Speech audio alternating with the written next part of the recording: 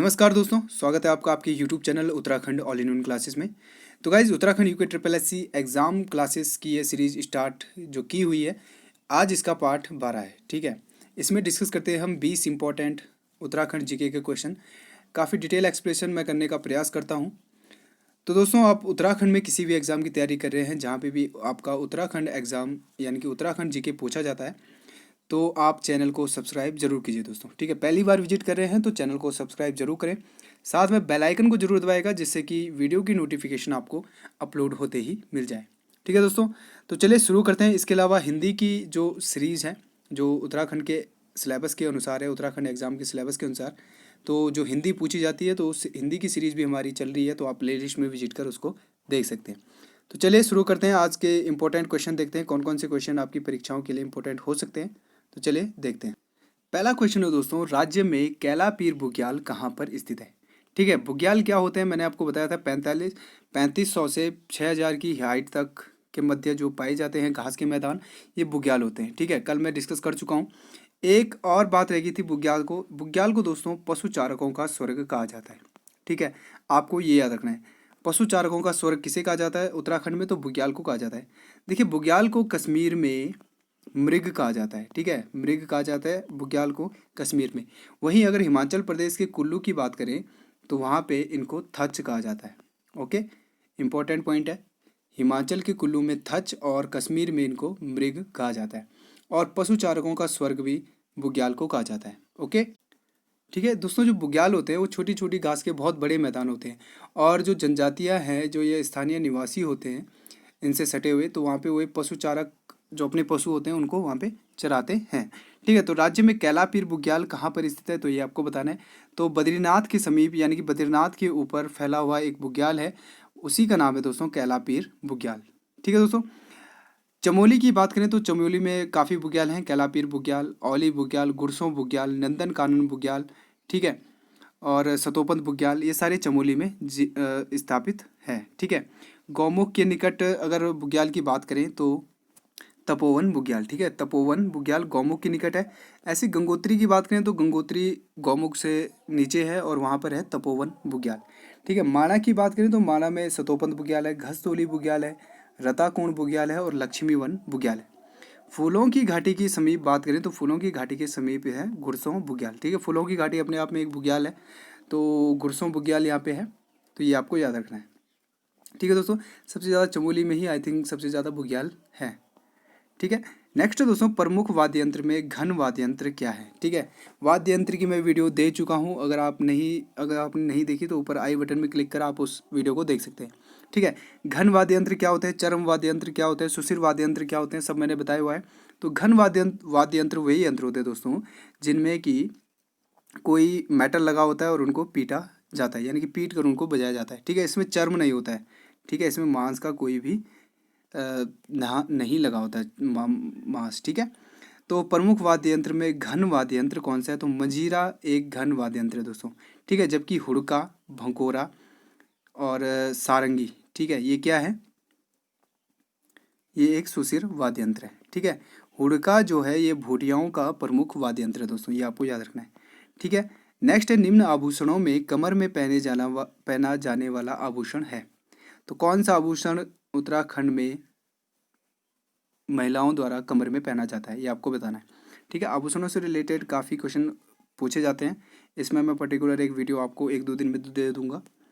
तो इसका right answer हो जाएगा दोस्तों तगड़ी या तिगड़ी। ठीक है, ये कि कमर में पहनी जाती है। और अगर ऑप्शन की बात करें जैसे पोंटा, ठीक है, पोंटा जो है ये पैरों में पहना जाता है। ठीक है, इमरती भी पैरों में पहनी जाती है। और गोखले जो है ये एक बाजूबंद आभूषण है। ठीक है, गोखले जो है ये बाजूबंद आभूषण है। नेक्स्ट दोस्तों, काफल का वैज्ञानिक या वानस्पतिक नाम क्या है। ठीक है, तो उत्तराखंड का राज्य फल काफल का वैज्ञानिक या वानस्पतिक नाम क्या है, आपको बताना है।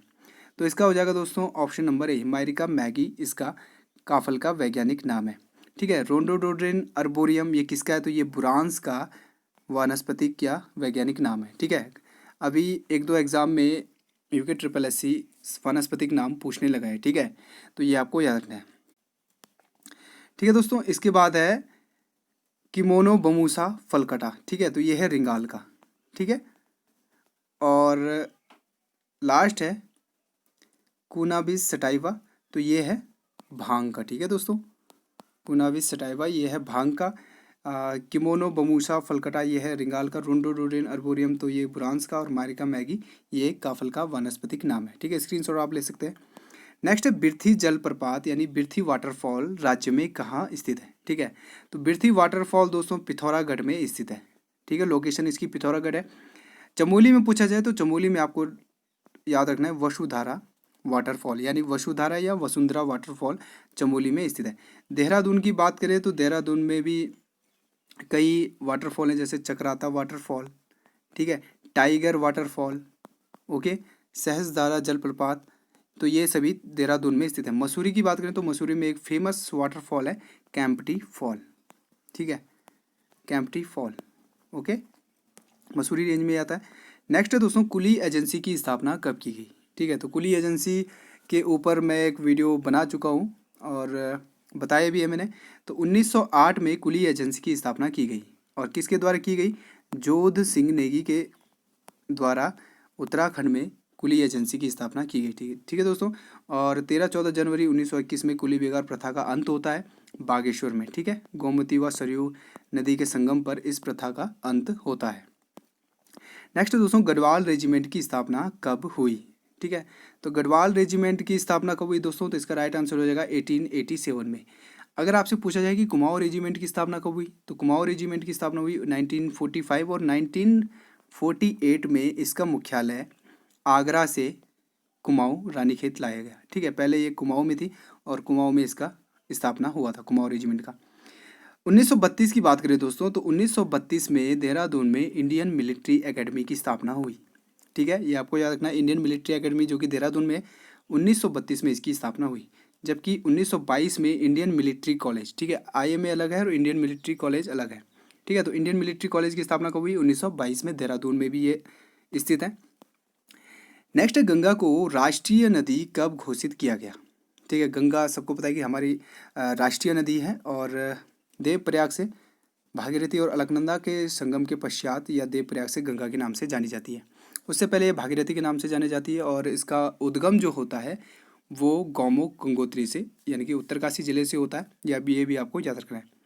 गंगा को राष्ट्रीय नदी दोस्तों 4 नवंबर 2008 को राष्ट्रीय नदी घोषित किया गया। ठीक है, 2009 की बात करें तो 2009 को उत्तराखंड का एक नृत्य है रम्माण नृत्य, जो कि बेसिकली चमोली में किया जाता है। पांडव नृत्य के समान इसको माना जाता है और रम्माण नृत्य 2009 में दोस्तों इसे यूनेस्को की अमूर्त धरोहर में शामिल किया गया। ठीक है, तो उत्तराखंड का नृत्य है और यूनेस्को की अमूर्त धरोहर सांस्कृतिक धरोहर में इसको सम्मिलित किया गया। 2005 में फूलों की घाटी को यूनेस्को द्वारा धरोहर में शामिल किया गया और 1988 में नंदा देवी राष्ट्रीय उद्यान को यूनेस्को द्वारा धरोहर में शामिल किया गया। ठीक है दोस्तों, नेक्स्ट है चौराबड़ी ताल का अन्य नाम क्या है। ठीक है, चौराबड़ी ताल जो कि केदारनाथ में यानी कि रुद्रप्रयाग जिले में पड़ता है और इसका ताल का अन्य नाम होगा दोस्तों सुरबड़ी ताल और गांधी सरोवर ताल। ठीक है, गांधी जी की अस्थियां इसी ताल में प्रवाहित की गई थी तो इसीलिए इसका नाम गांधी सरोवर ताल और सुरबड़ी ताल दोनों हैं। दिव्य सरोवर की बात करें तो दिव्य सरोवर आपका हरिद्वार जिले में स्थित है। ओके, नेक्स्ट दोस्तों नाहन पर्वत श्रृंखलाएं कहाँ स्थित हैं। तो उत्तराखंड में काफ़ी ऊंची ऊंची चोटियाँ हैं और नंदा देवी यहाँ की सबसे ऊंची चोटी है। कल मैंने डिस्कस कर दिया था इसके पार्ट में 7,817 मीटर। ठीक है दोस्तों, और नंदा देवी का सफल आरोहण एक पुस्तक है, नंदा देवी का सफल आरोहण, जो कि है टिल मैन की पुस्तक। ठीक है, पूछा जा सकता है आपकी कि नंदा देवी का सफल आरोहण किसकी पुस्तक है, तो टिल मैन की यह पुस्तक है। तो आपसे पूछा गया है कि नाहन पर्वत श्रृंखलाएं कहाँ स्थित हैं, तो इसका राइट आंसर हो जाएगा दोस्तों हल्द्वानी। ठीक है, एक क्वेश्चन आपसे पूछा जाए कि जयलंग पर्वत श्रेणी कहाँ पर है, तो उत्तरकाशी में है जयलंग पर्वत श्रेणी। इसके अलावा आपसे पूछा जा सकता है कि नीलांग घाटी कहाँ है, तो नीलांग घाटी उत्तरकाशी और चाइना की सीमा बनाती है नीलांग घाटी। यहाँ पर ITBP तैनात रहती है हमारी और यहीं पे है नीलांग घाटी, उत्तरकाशी जिले में स्थित है। ठीक है दोस्तों, नेक्स्ट दोस्तों टिहरी रियासत। इसके अलावा देखिए पिथौरागढ़ में जो हाल ही में नेपाल के साथ जो भारत और नेपाल का विवाद हो रहा है, तो पिथौरागढ़ में ही ये 3 विवादित क्षेत्र हैं जो कि विवाद का कारण बनी हुई हैं। कौन कौन सी हैं? लिपुलेख, काला पानी और लिम्पियाधुरा। ठीक है, तीन आपको याद रखना है, लिपुलेख, काला पानी और लिम्पियाधुरा, ये तीन क्षेत्र हैं जिनमें कि नेपाल अपना दावा करता है। नेक्स्ट है, टिहरी रियासत के अंतिम राजा कौन थे? ठीक है, तो टिहरी रियासत 1815 में बनती है। सुदर्शन शाह इसके पहले राजा होते हैं और सुदर्शन शाह इसके 55वें राजा होते हैं, ये आपको याद रखना है। सुदर्शन शाह 55वें राजा थे। छठवें थे भवानी शाह, सातवें थे 56वें थे भवानी शाह, 57वें थे प्रताप शाह, 58वें थे दोस्तों कीर्ति शाह। ठीक है, और 59वें थे नरेंद्र शाह और अंतिम थे यानी कि मानवेंद्र शाह अंतिम राजा थे और ये टिहरी के 60वें राजा थे। परमार वंश के 60वें राजा। ठीक है, परमार वंश के 60वें राजा थे। सुदर्शन शाह 55वें राजा थे परमार वंश के। ओके, टिहरी रियासत के हम इनको पहला राजा भी बोल सकते हैं। ठीक है दोस्तों, टिहरी रियासत में बहुत जल्दी स्टार्ट करने वाला हूँ। नेक्स्ट है, राज्य में उच्च स्तरीय पौध शोध संस्थान कहाँ पर स्थित है? ठीक है, high altitude plant research centre कहाँ पर स्थित है? तो ये है, इसकी लोकेशन है दोस्तों श्रीनगर पौड़ी। ठीक है, श्रीनगर पौड़ी में NIT भी आपका है। उत्तराखंड में NIT कहाँ पे है? तो श्रीनगर पौड़ी में। ठीक है, नेशनल इंस्टीट्यूट ऑफ टेक्नोलॉजी। ठीक है, इसके अलावा HNB का मुख्यालय भी श्रीनगर पौड़ी में है। ओके दोस्तों, तो ये आपको याद रखना है। उत्तरकाशी की बात करें तो नेहरू इंस्टीट्यूट ऑफ माउंटेनियरिंग। ठीक है, 14 नवंबर 1965 को इसका उद्घाटन हुआ था जवाहरलाल नेहरू के समय। ठीक है, तो उत्तरकाशी में है नेहरू इंस्टीट्यूट ऑफ माउंटेनियरिंग। ठीक है, नेक्स्ट है, सुभाष चंद्र बोस ने शेर ए हिंद की उपाधि से किसे सम्मानित किया था? देखिए, आज़ाद हिंद फौज की तरफ से उत्तराखंड से काफ़ी सैनिक लड़े थे दोस्तों। कहा जाता है कि लगभग 2500 सैनिक उत्तराखंड से अकेले गए थे। ठीक है, अकेले उत्तराखंड से 2500 सैनिक आज़ाद हिंद फौज में लड़े थे। ठीक है दोस्तों, और आज़ाद हिंद फौज की स्थापना कौन करता है? तो रास बिहारी बोस। ठीक है, सुभाष चंद्र बोस नहीं लगाएंगे, आज़ाद हिंद फौज की स्थापना करी थी रास बिहारी बोस ने। ठीक है, सुभाष चंद्र बोस ने दोस्तों फॉरवर्ड ब्लॉक की स्थापना की थी, ये आपको याद रखना है, कंफ्यूज नहीं होना है। ओके, तो आज़ाद हिंद फौज रास बिहारी बोस के बाद सुभाष चंद्र बोस इसका नेतृत्व संभालते हैं और शेर ए हिंद की उपाधि देते हैं दोस्तों कर्नल पितृशरण रतुड़ी को। ओके, और बुद्धि रावत जो थे उत्तराखंड के थे और इनको सुभाष चंद्र बोस ने अपना निजी सहायक बनाया था, ये आपको याद रखना है। ओके दोस्तों, कालू मेहरा के बारे में मैं आपको बता चुका हूँ। नेक्स्ट है, मेजर निराला पुस्तक के लेखक कौन है? ठीक है, मेजर निराला पुस्तक और केदारनाथ की सच्ची कहानियाँ अनेक पुस्तकों को लिखा है दोस्तों डॉक्टर रमेश पोखरियाल निशंक। वर्तमान में ये हरिद्वार से लोकसभा सांसद हैं। ठीक है, लोकसभा की सीट उत्तराखंड में 5 सीट है और एक हरिद्वार भी है उनमें से। तो हरिद्वार के लोकसभा सांसद है रमेश पोखरियाल निशंक। रमेश पोखरियाल निशंक वर्तमान में हमारे केंद्रीय मानव संसाधन मंत्री भी है। ठीक है, MHRD मिनिस्टर है हमारे रमेश पोखरियाल निशंक। ठीक है दोस्तों, भगत सिंह कोश्यारी की बात करें तो महाराष्ट्र के राज्यपाल अभी हैं भगत सिंह कोश्यारी। त्रिवेंद्र सिंह रावत आपको पता ही है। नेक्स्ट है, कुमाऊं का गहना किस जगह को कहा जाता है? तो कुमाऊं का गहना कहा जाता है दोस्तों कौसानी को। ठीक है, अल्मोड़ा में स्थित है और महात्मा गांधी ने अपने 12 से 14 दिन यहाँ पे बिताए थे कौसानी में। ठीक है, और भारत का स्विट्जरलैंड, महात्मा गांधी ने भारत का स्विट्जरलैंड कौसानी को कहा है। ठीक है, ये भी आपको याद रखना है। ओके दोस्तों, बागेश्वर की बात करें तो बागेश्वर को कहा जाता है दोस्तों तीर्थ राज। ठीक है, तीर्थ राज आपसे पूछा जाए तो बागेश्वर को कहा जाता है। उत्तराखंड में तीर्थ राज किसे कहा जाता है? तो बागेश्वर को। और समस्त तीर्थों का शिरोमणि कहा जाता है देवप्रयाग को।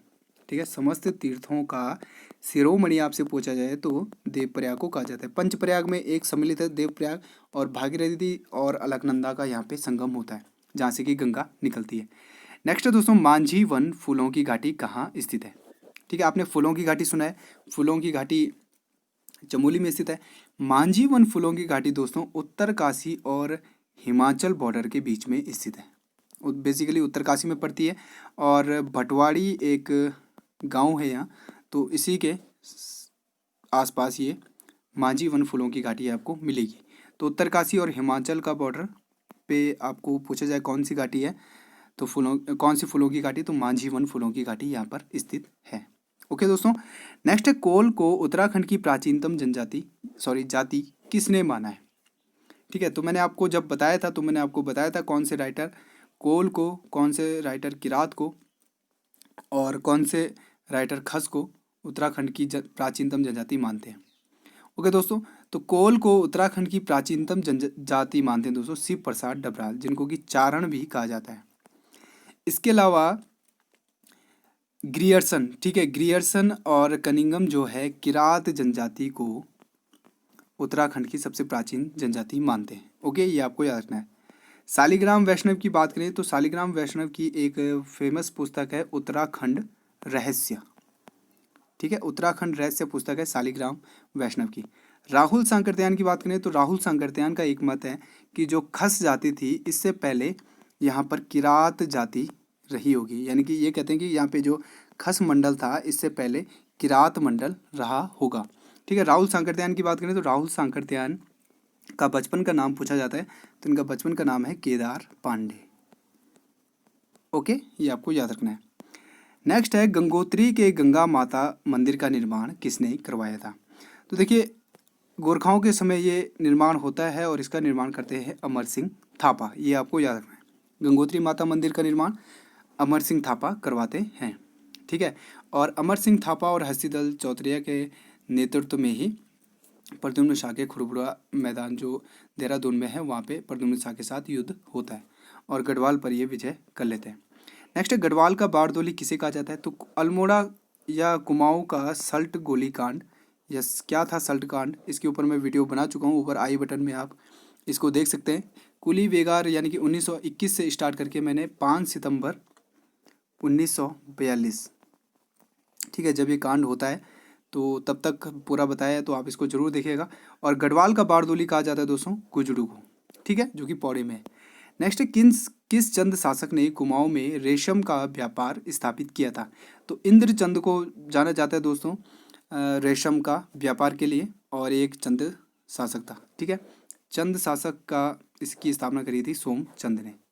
ओके दोस्तों, भीष्मचंद यहाँ पे आया तो भीष्मचंद ने बनाया था दोस्तों खगमरा किला, ठीक है। खगमरा किला आपसे पूछा जाए किसने बनाया तो बनाया था भीष्मचंद ने। नेक्स्ट है दोस्तों कुछ पर्यायवाची, 2 पर्यायवाची मैंने रखे हैं। पर्यायवाची काफ़ी पूछे जाते हैं, तो पर्यायवाची आप जान लीजिए अग्नि का पर्यायवाची क्या होता है, ठीक है। तो अग्नि का पर्यायवाची दोस्तों अनल, आग, पावक, ज्वलन, हुताशन, कृषाणु, हरि और सूची, ठीक है।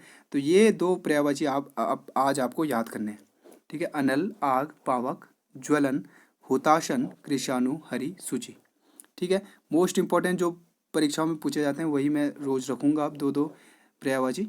तो नेक्स्ट है अमृत। अमृत का होता है दोस्तों पीयूष, सुधा, अमीय, अमित, जीवन, सोम और जीवन मोदक। ओके दोस्तों, तो दोस्तों वीडियो कैसी लगी आप कमेंट बॉक्स में ज़रूर लिखिएगा। किसी क्वेश्चन में डाउट होता है तो उसको भी आप कमेंट बॉक्स में ज़रूर लिखिएगा दोस्तों। वीडियो अच्छी लगी तो दोस्तों तो वीडियो को लाइक करना मत भूलिएगा। ओके, कुछ आपके सुझाव हों तो उसको भी कमेंट बॉक्स में लिखिएगा ज़रूर दोस्तों। चैनल में नए हैं तो चैनल को सब्सक्राइब जरूर कीजिएगा। चलिए मिलते हैं, तब तक के लिए।